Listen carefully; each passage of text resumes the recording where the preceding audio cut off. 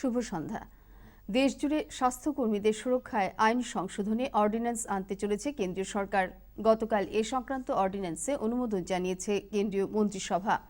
কেন্দ্রীয় তথ্য ও সম্প্রচার মন্ত্রী প্রকাশ জাভড়েকর জানিয়েছেন, চিকিৎসক সহ স্বাস্থ্যকর্মীদের উপর কোনো ধরনের নিগ্রহের ঘটনা বরদাস্ত করা হবে না। এ বিষয়ে আইন অনুযায়ী কড়া পদক্ষেপ নেওয়া হবে। Act 1897, making attacks on doctors, paramedic staff and ASHA workers a non-bailable and cognizable offence, punishable up to 7 years in prison and fine up to ₹5 lakh. The police will investigate the case in 1 month and the case will be fast-tracked with the final judgment to come within a year. The amended law will come into effect after the President promulgates it and the government notifies it. Prime Minister Narendra Modi too took to Twitter and said that the tough law will ensure safety of healthcare professionals at this critical time. He said, "The Epidemic Diseases Amendment Ordinance 2020 manifests our commitment to protect each and every healthcare worker who is bravely battling COVID-19 on the front line. It will ensure safety of our professionals. There can be no compromise on their safety." Today, Cabinet approved promulgation of an ordinance to amend the Epidemic Diseases Act 1897 in the light of pandemic situation of COVID-19. And this actually protects the whole health fraternity. The ordinance proposes that within 30 days the investigation will be over. Within 1 year the decision of the case will be, the final decision will come, and the punishment ranges from 3 months to 5 years. The Union Cabinet approved significant investments to the tune of ₹15,000 crore for India COVID-19 emergency response and health system preparedness package. The Cabinet has also made a provision of insurance of 50 lakh rupees of people fighting the coronavirus pandemic. With this, now treatment of non-corona patients under Ayushman Bharat scheme will also be possible in private hospitals. COVID hospital, which was 0, is now 700 plus. Isolation bed nearly 2 lakh. Ventilators nearly 15,000. PPEs and N95 mask, which was not produced in our country for 70 years. বিদেশে আটকে পড়া আসামের 34 জন ব্যক্তিকে $1,000 করে সাহায্য পাঠানো হয়েছে। এতে খরচ হয়েছে $25,76,490 টাকা। গতকাল গুয়াহাটিতে NHM এর সদর দপ্তরে সাংবাদিক সম্মেলনে এ তথ্য জানিয়েছেন রাজ্যের স্বাস্থ্যমন্ত্রী ডাক্তার হিমন্ত বিশ্ব শর্মা।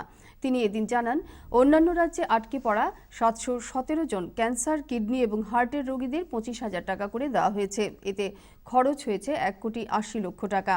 মন্ত্রী জানান, এ ধরনের জটিল রোগে আক্রান্ত কেউ যদি এখনও এই অর্থ সাহায্য না পেয়ে থাকেন তবে 104 নম্বরে ফোন করে জানাতে পারবেন। অন্যান্য রাজ্যে লকডাউনের ফলে ফেঁসে যাওয়া আসামের 1,02,272 জনকে $2,000 টাকা করে দেওয়া হয়েছে বলেও তিনি এদিন জানান। এদের ব্যাংক অ্যাকাউন্টে ইতিমধ্যেই জমা হয়েছে এই টাকা। এর জন্য সরকারের খরচ হয়েছে $20,45,00,000 টাকা। এই 2,000 প্রথম কিস্তিতে দেওয়া হয়েছে। আগামী 3 মের পর দ্বিতীয় কিস্তিতেও কিছু টাকা পাঠানো হবে বলে মন্ত্রী জানিয়েছেন। আসন্ন রমজান মাসে সব ধরনের সমাবেশ, একত্রে জমায়েত ও ভিড় এড়িয়ে নিষ্ঠার সঙ্গে ধর্মীয় আচার আচরণ পালন করতে আহ্বান জানিয়েছেন মুখ্যমন্ত্রী সর্বানন্দ সোনোয়াল। সর্বাবস্থায় সামাজিক দূরত্ব মেনে চলতে ও সরকারের নীতি নির্দেশিকা মেনে চলতে তিনি অনুরোধ জানিয়েছেন। এদিকে বিধানসভার উপাধ্যক্ষ আমিনুল হক লস্করও অনুরূপভাবে সামাজিক দূরত্ব বজায় রেখে ঘরে নামাজ আদায়ের আহ্বান জানিয়েছেন। উপত্যকার বিশিষ্ট ইসলামিক চিন্তাবিদ মৌলানা সালিমুল হক লস্করও এই আবেদন জানিয়েছেন।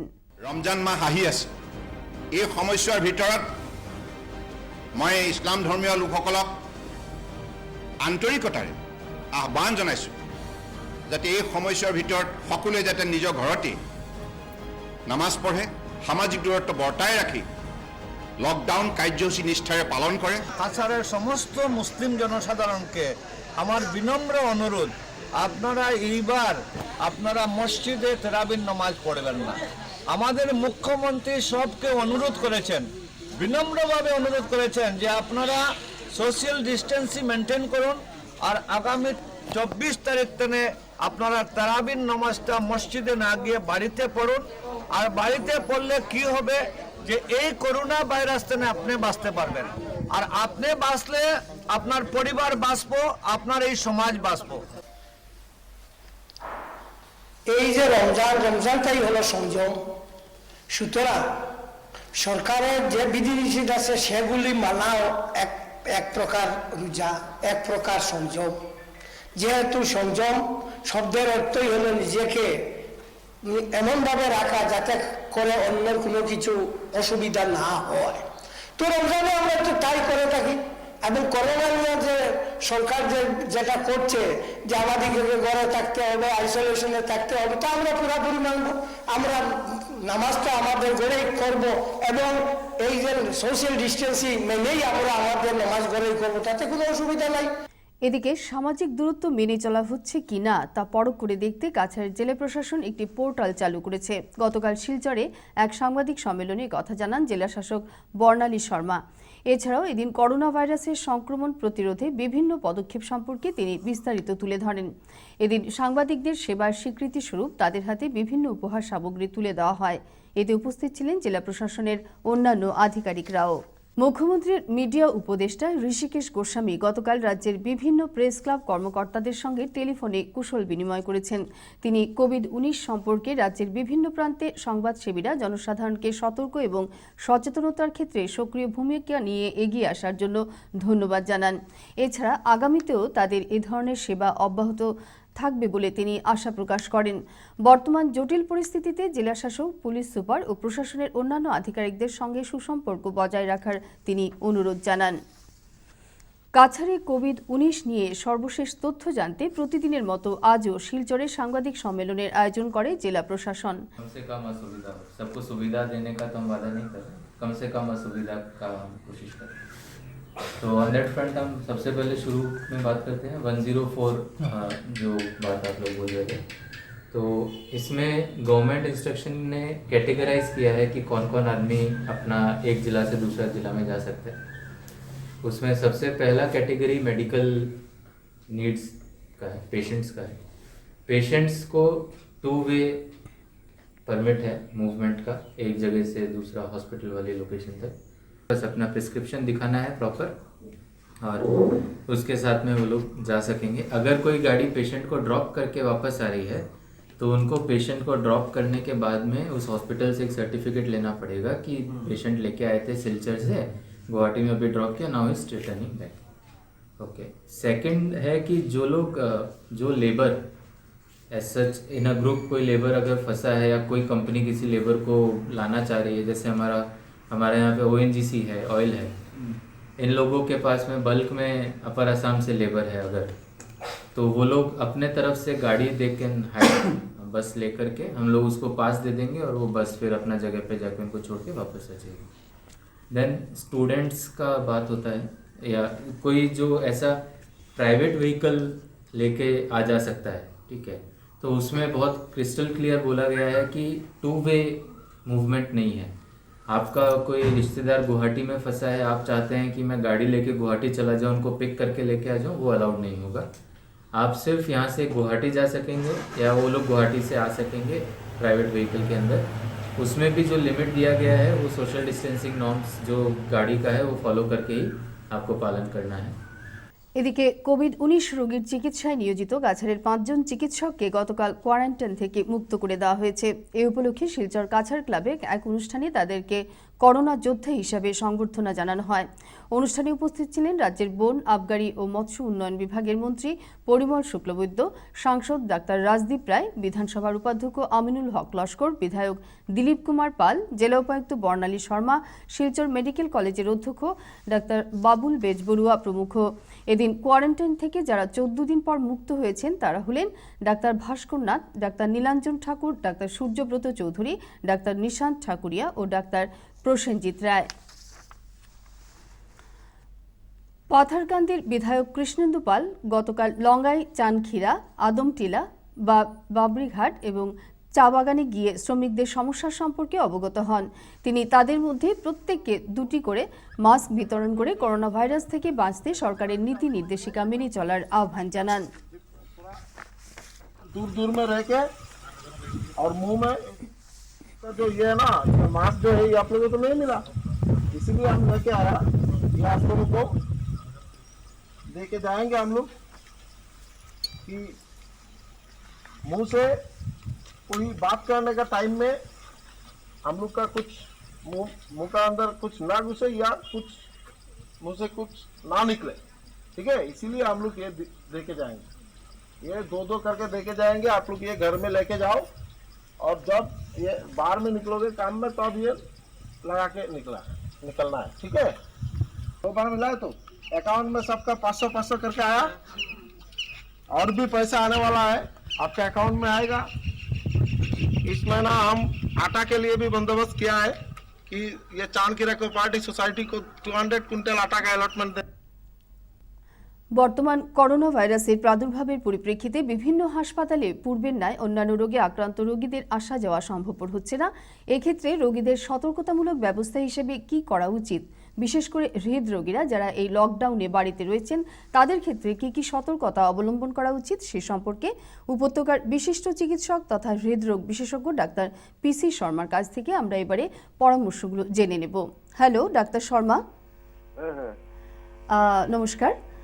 আপনি একটু বলবেন কি আমাদের এই সংকটের মুহূর্তে এই যে করোনা আক্রান্ত আমরা যারা লকডাউনে ঘরে রয়েছে, অন্যান্য রোগে আক্রান্ত যারা রোগীরা, বিশেষ করে হৃদরোগে আক্রান্ত, যেহেতু আপনি হৃদরোগ বিশেষজ্ঞ, এক্ষেত্রে রোগীরা যদি ঘরে কোনো ধরনের সমস্যার সম্মুখীন হন বা গ্রামাঞ্চল থেকেও তো অনেক রোগীরা আসতে পারছেন না, তাদের ক্ষেত্রেও এটা প্রযোজ্য হবে যে আপনি কি পরামর্শ দেবেন তাদের এক্ষেত্রে যদি হৃদরোগের কোনো সমস্যা হয় তাদের।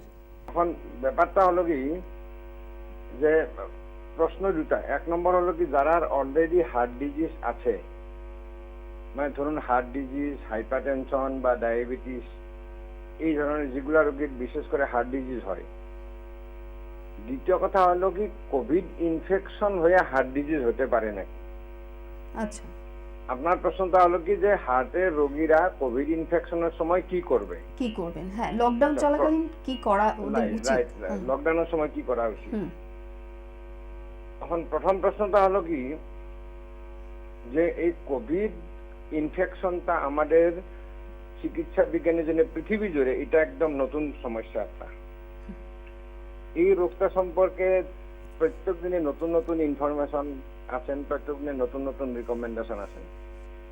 কিন্তু লকডাউনের সময় আমাদের অলরেডি যেগুলো হার্টের রোগী আছে ওদের করণীয়তা কি।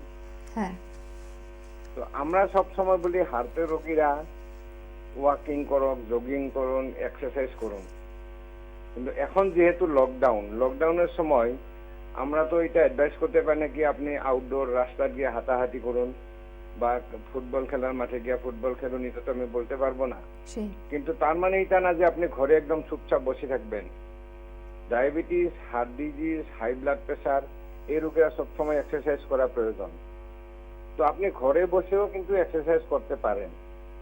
যেমন আপনার ঘরের ভিতরে বা আপনার ছাদের উপরে বা আপনার ক্যাম্পাসের ডোমেস্টিক ক্যাম্পাসের ভিতরে আপনি হাঁটাহাঁটি করতে পারেন।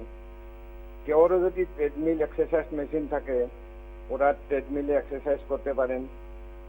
ঘরের যেগুলা দৈনন্দিন কাজকর্ম, এখন ম্যাক্সিমাম লোকে দেখা যায় যখন ঘরে আবদ্ধ, ওদের কাজের লোকগুলাও নাই, তখন ওরা নিজে নিজে ঘরের কাজকর্মগুলাও করেন। এটাও কিন্তু একটা খুব পজিটিভ মানে অ্যাসপেক্ট যে আমরা মানে কর্তব্য বিমুখ হয়ে গিয়েছিলাম। তখন কোভিড ইনফেকশনের সময় সব মানুষই কিন্তু ঘরের কাজকর্ম, বাসন বর্তন ধোয়া, কাপড় ধোয়া ইত্যাদি কাজ কিন্তু সবাই করতে শিখছে।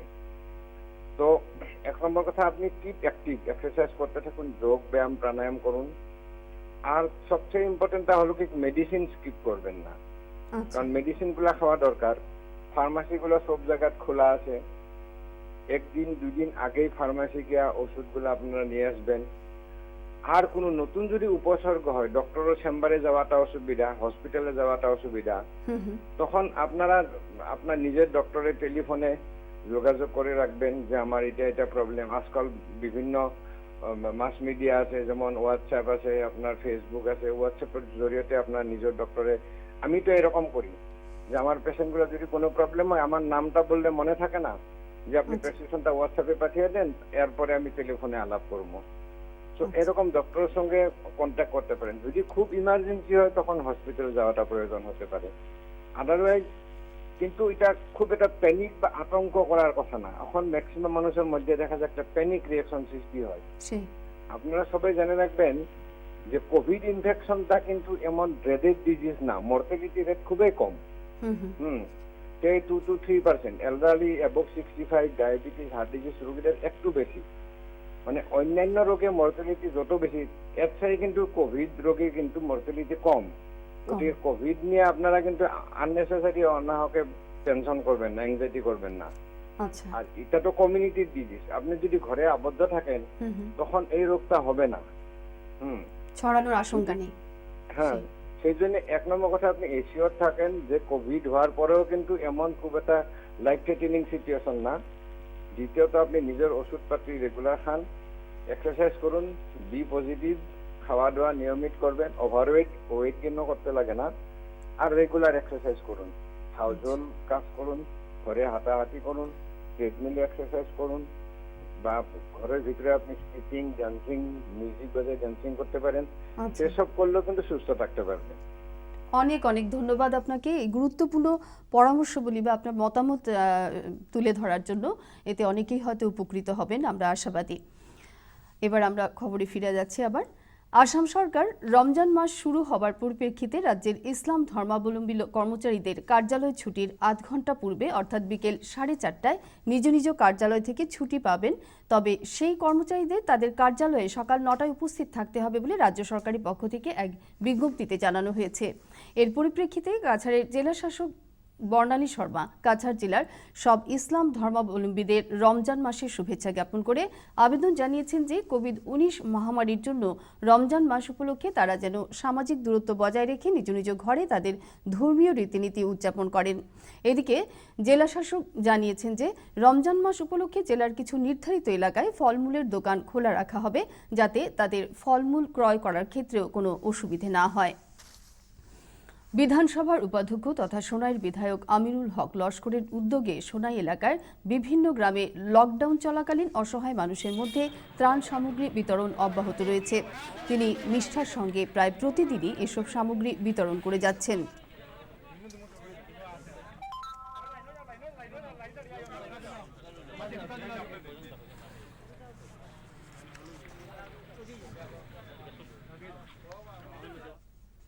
কোভিড-19 প্রতিরোধে হাইলাকান্দি জেলা প্রশাসন কী ধরনের পদক্ষেপ গ্রহণ করেছে এবং জেলার বর্তমান পরিস্থিতি কি সে বিষয়ে জানব আমাদের হাইলাকান্দির সংবাদদাতা নীলোৎপল দেবের কাছ থেকে। হ্যালো নীলোৎপল। নিশ্চিতভাবে দেশব্যাপী যে ঘোষণা করা লকডাউনের দ্বিতীয় যে পর্যায়, সেই পর্যায়ে দেখা গেছে হাইলাকান্দি জেলা প্রশাসন আরও কঠোরভাবে লকডাউন বলবৎ করেছে। গতকাল হাইলাকান্দি জেলায় 51 জন ব্যক্তিকে মাস্ক পরিধান না করার জন্য পুলিশ গ্রেফতার করেছে এবং 6টি পৃথক পৃথক মামলা রুজু হয়েছে হাইলাকান্দির বিভিন্ন থানায়। সব মিলিয়ে দেখতে হবে যে হাইলাকান্দি জেলা প্রশাসন কঠোরভাবে বলবৎ করছে লকডাউন এবং স্থানীয় যে লোক রয়েছেন তাদের মধ্যেও একটা জনসচেতনতা এসছে যে লকডাউনের সময় বেরোনোরা কতখানি ক্ষতিকারক হতে পারে বা করোনা ভাইরাসের সংক্রমণ প্রতিরোধে সরকারের যে আবেদন, সেই আবেদনকে দেখা গেছে যে প্রায় সকল ব্যক্তি সাড়া জানিয়েছেন এবং ঘরে থাকাতেই ওরা সেও ভেবেছেন।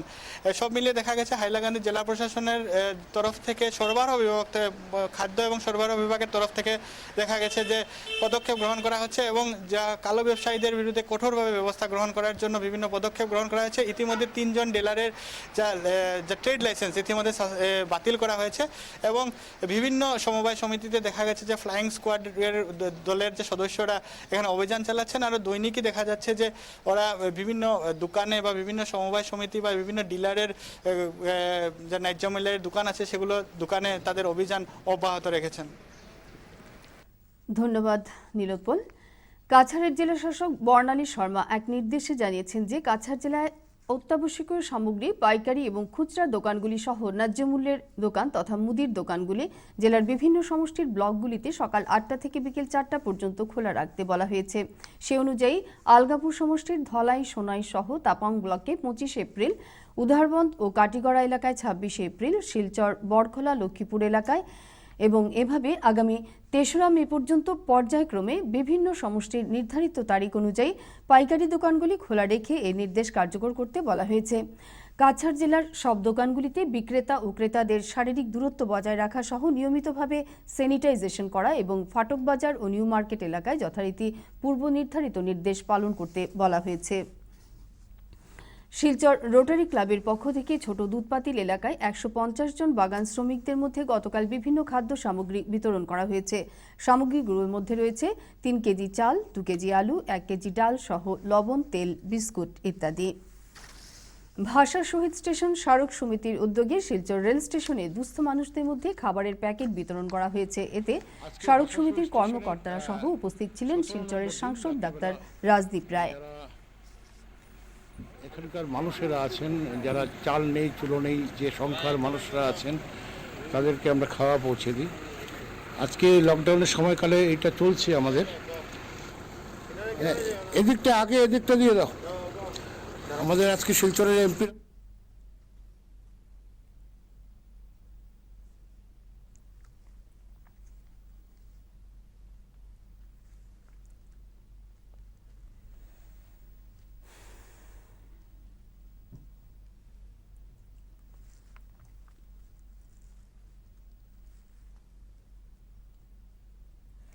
করোনা ভাইরাসের সংক্রমণ রোধে হাইলাকান্দিতে মাস্ক বিতরণে এগিয়ে এসেছে একতা এনজিও। সংগঠনের মহিলা সদস্যরা এই মাস্ক প্রথমে স্বাস্থ্যকর্মী ও সাফাই কর্মীদের জন্য প্রশাসনের কাছে তুলে দেন। এবার সাধারণ জনগণের জন্য প্রায় 10,000 মাস্ক তারা তৈরি করেছেন। প্রতিদিন প্রায় 300টি মাস্ক তারা তৈরি করে তা বিতরণের ব্যবস্থা করছেন। আসাম সরকার আগামী 25 এপ্রিল থেকে 27 এপ্রিল এই 3 দিনের জন্য আসামের আন্তঃজেলা ভ্রমণে ই পাস প্রদান করবে। ই পাস গ্রহণে ইচ্ছুক ব্যক্তিরা নিজ নিজ জেলার জেলা শাসকের কার্যালয়ের সঙ্গে যোগাযোগ করতে বলা হয়েছে। যাদের নিজস্ব গাড়ি নেই তাদের জন্য এএসটিসি বাস এই 3 দিন আটকে পড়া লোক, বিশেষত শিক্ষার্থী এবং মহিলাদের জন্য নির্দিষ্ট রুটে চালাবে। এএসটিসি বাসে যাতায়াত করতে ইচ্ছুক লোকেদের 104 হেল্পলাইন নম্বরে কল করতে হবে। লকডাউনের সমস্যায় পড়েছেন হাইলাকান্দি জেলার কৃষকেরা।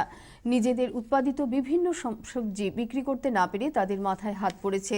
জেলায় লালা উন্নয়ন খণ্ডের রাজ্যেশ্বরপুর গ্রামে 100 বিঘা টমেটোর চাষ করে বর্তমানে বিক্রির সুযোগ না পেয়ে তারা ব্যাপক ক্ষতির সম্মুখীন হচ্ছেন। কেজি প্রতি 1 টাকা দরে এই টমেটো বিক্রি করতে তারা বাধ্য হচ্ছেন।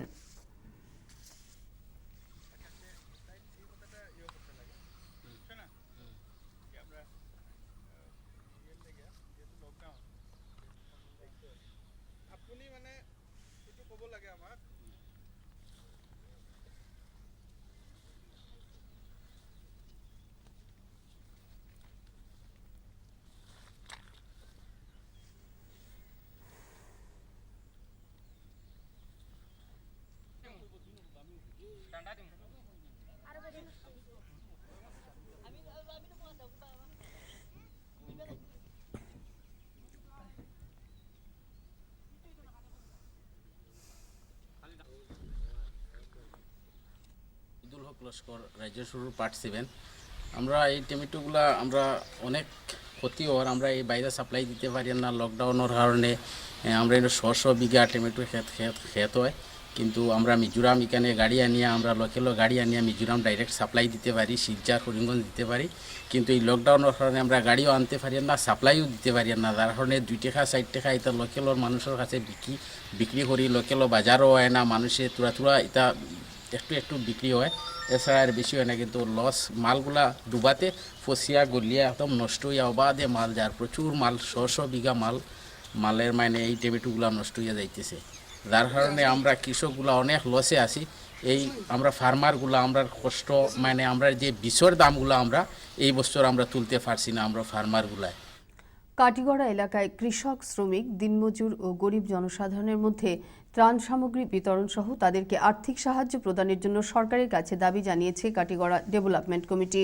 গতকাল অনুষ্ঠিত এই কমিটির সভায় এই দাবি জানিয়ে লকডাউনের সময় সামাজিক দূরত্ব মেনে চলা, বাড়িতে থাকা, প্রকাশ্যে থুতু না ফেলা প্রভৃতি সরকারের নির্দেশিকা মেনে চলার উপর গুরুত্ব আরোপ করা হয়। কমিটির সভাপতি নবেন্দু শেখর নাথ এক প্রেস বার্তায় এ খবর জানিয়েছেন। আমাদের সংবাদ আজ এ পর্যন্তই। শুভরাত্রি।